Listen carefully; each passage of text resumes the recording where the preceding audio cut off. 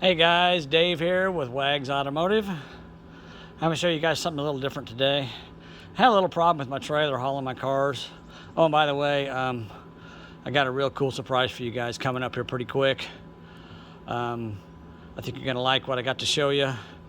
So I've had made some changes in my life, and I think things are going to go a lot smoother now, and I'm going to start making videos. So, but I want to show you this today, because I've been moving some cars around, and I had the axle come apart on my trailer, unfortunately, when I was hauling a vehicle, and luckily I was able to continue hauling it with only 3 wheels.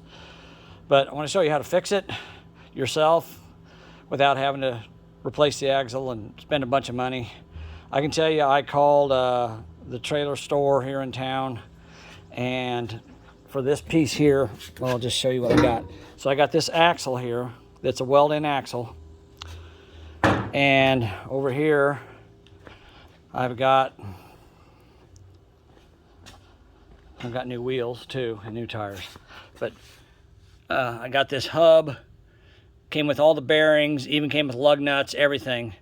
I got it on Amazon for $50, and the local trailer store here in town wanted $150 for it. So if you want to do this yourself, it's going to save you a lot of money.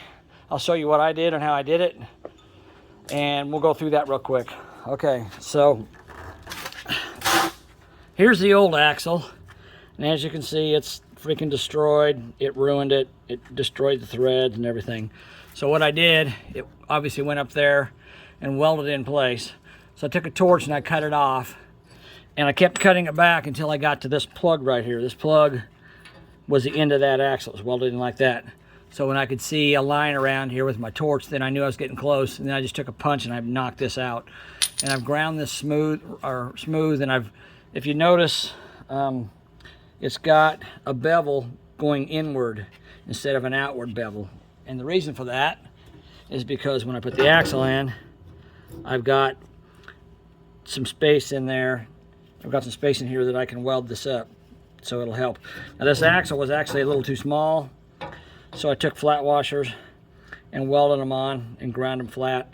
And then I drilled 4 holes. There's 1, 2, 3, 4 half-inch holes in the axle tube, and now that slides in there and it fits pretty good. It's a little loose. I'll have to square it up, but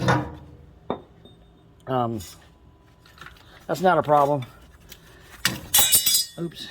And as you can see right here, my axle, I've ground it pretty square there, and if I look at it this way, it's pretty square there, so I know it's about right. Now I will say that this axle here is about a ½ inch longer than the older axle. So it was from this point where my thumb is, where the seal rides, all the way to the end right here is about a ½ inch longer than the old style is, that one. So that old style comes out. Let me show you here. It comes out, if you look, it's about 9 inches from the leaf spring to the end of the come on, focus. Oh, it was focusing. There we go. About 9 inches to the end of the spindle there. So I'm gonna put this one at 8.5, because this section here is 5 inches, about 5 inches. This section here, sorry, is about 5 inches long, not quite 5 inches, and this one here is only about 4 inches long, 4.5. So I'm gonna move this one out a little bit. So I'm gonna put it, instead of putting it 9 inches out, I'm gonna put it out at 8.5, because this one here, this is a little longer, and that way it'll be about the same spot. So I'm gonna put it out. Let's see, about right there, about right there. And again, it's got a little slop in it, but I can spot weld it. The reason, or plug weld it. The reason I drill these holes, as you can see, those flat washers down in there, you can see that it gives me a place to weld all the way down to the axle itself. And so I'm going to come out, and that's about 8.5 right there. So I'm going to weld this top one. I'm just going to put a little spot weld in it, and then I'm going to square it up, and then I'll weld it in place. So let me do that, and then I'll show you what it looks like when I'm done. All right, real quick. So I got a little plug weld in there, just a spot weld. I didn't weld it all the way, but I can take my square and I can put it on those U-bolts there. As you can see, it's touching them, and I'm perfectly square there. Come up to the top, lay it on those U-bolts. I'm perfectly square there. Come over here on this side, again, lay it on the U-bolts. Back there, and then run it up, and as you can see, I'm square. So that should be good. Now, one thing, you guys, if you're not familiar with welding, when you weld something like this, you want to make sure that you weld and move around with your welding. Don't start at the top here and start welding all the way around, because this thing will warp and it'll bend upward. So what you want to do is you want to weld a little bit here, and then a little bit on the bottom, and then a little bit on the side, then a little bit on the side, and just keep working your way around and filling it in, filling these holes. Once I weld all 4 of these plug holes, it'll hold it pretty well, but I don't want to weld solid, because there'll be so much heat buildup that it'll bend this thing upward, and your axle won't be straight. So you want to weld it just a little at a time, and just take your time and do it right. So I'm going to weld a little bit of it, and then I'll show you more what I did, okay? All right. All right, so here I got a few more welds. I got all 4 of these spot welded in. That one, just a little spot on that one and on the bottom there.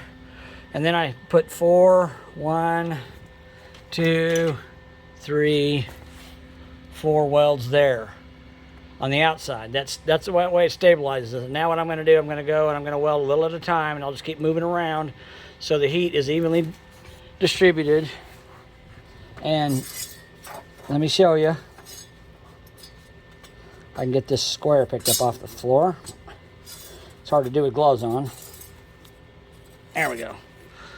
So I can take my square, lay it on those, scoot it back, and you can see it's square there. Put it on top, lay it on those. You can see it's square there. Put it over here on this side, lay it on those 2 bolts. There we go. Move it back, and as you can see, it's square.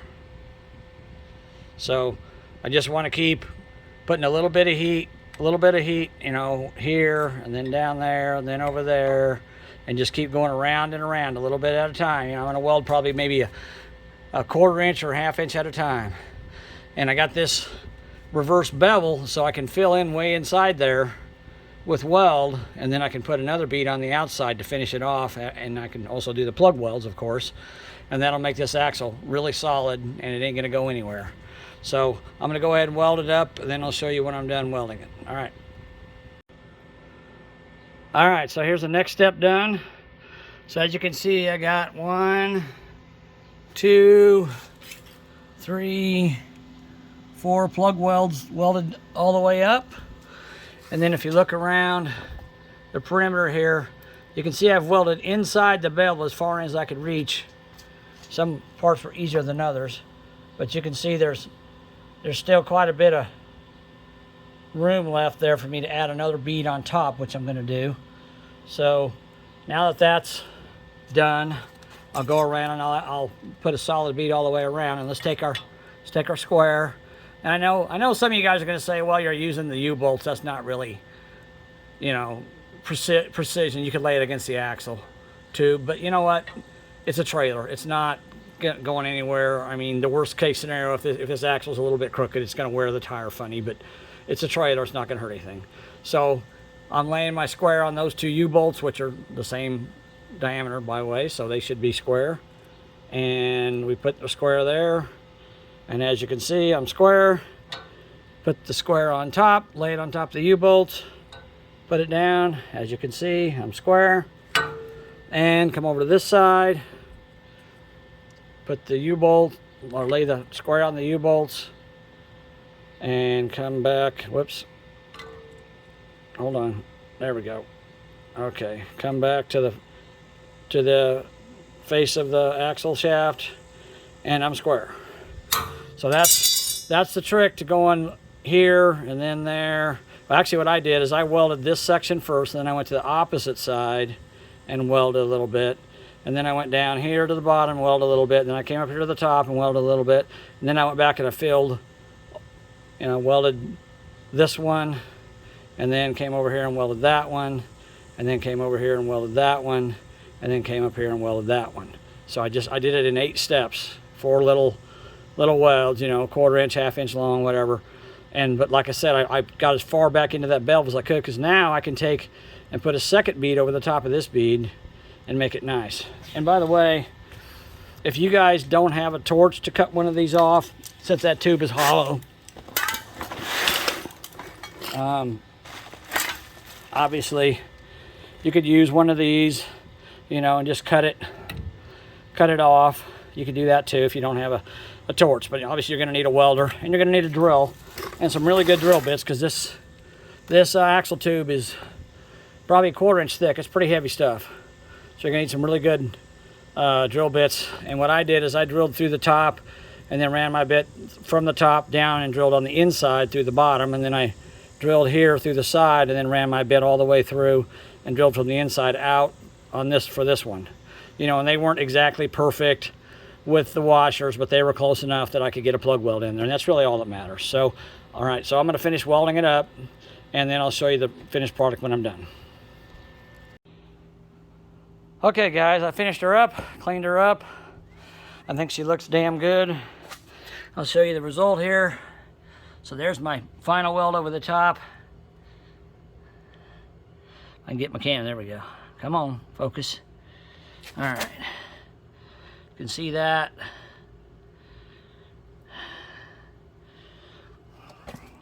Come around this side.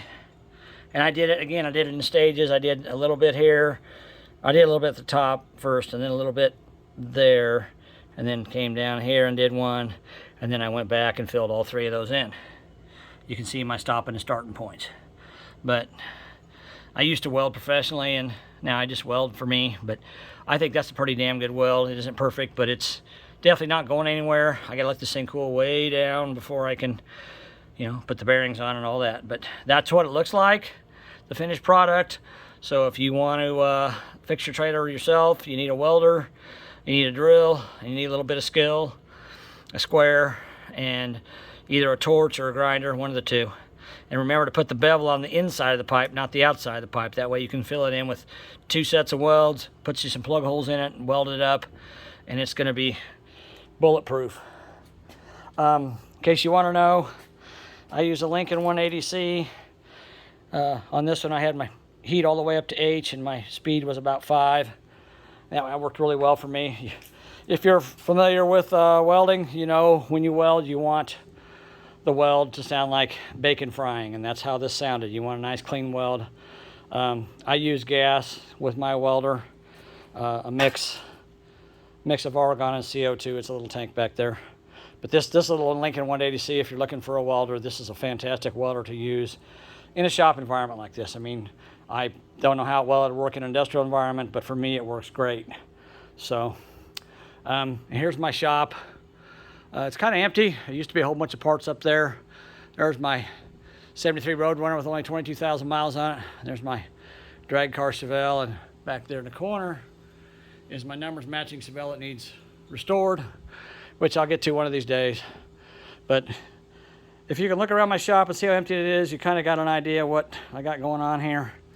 So stay tuned. It's kind of a mess right now, but I'm going to continue doing what I'm doing, and here in a couple weeks, I am going to start making new videos, and you can probably figure out what's going to happen when I make the new videos. And for you Challenger guys that have been asking me, I got the Challenger moved out of here. It was on that lift, if you remember, up on the lift up there. I got it moved out of here. I got it moved into a garage, and it's out where I can get to it. So you guys can expect a first start video on that thing very, very soon. I know you guys have been waiting, and I appreciate your patience, but I'm getting there. So anyhow, that's my trailer fixed. Now I got obviously 3 more bearings to take apart and repack because I don't want this problem to happen again. So my advice to you guys is check your wheel bearings and pack them, because I didn't, and I was hauling cars and this is what happened. But fortunately, with the skill I have, I was able to buy this axle, an entire axle. You can buy an entire axle, but they're like $350, $400.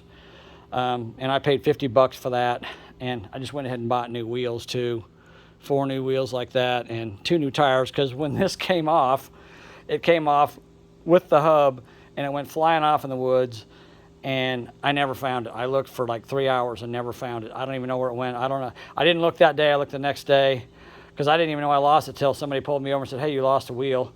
And I went back the next day and it was gone. So I don't know if someone grabbed it or if it was just way down in the woods, but I looked for hours and I never found it. So I had to buy a new wheel anyhow, so I decided to buy 4 new wheels for this trailer. And obviously I need a tire, so I bought 2 tires. That way I've got a spare, which I don't have for this trailer, but I have a spare now. So again, this is Dave with Wags Automotive in Kansas City. I appreciate you guys watching my channel.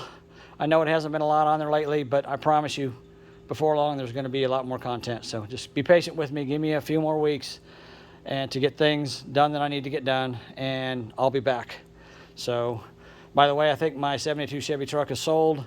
So that's why I'm fixing this trailer, actually, to take the truck up to Iowa to deliver it to a guy. So I appreciate you guys watching, and I hope you enjoy my channel. Like and subscribe if you want, and hit the notification bell. You know, like I said, I always say, I'm not trying to do this to get famous. I just do it because I like doing it. I like showing people what I know.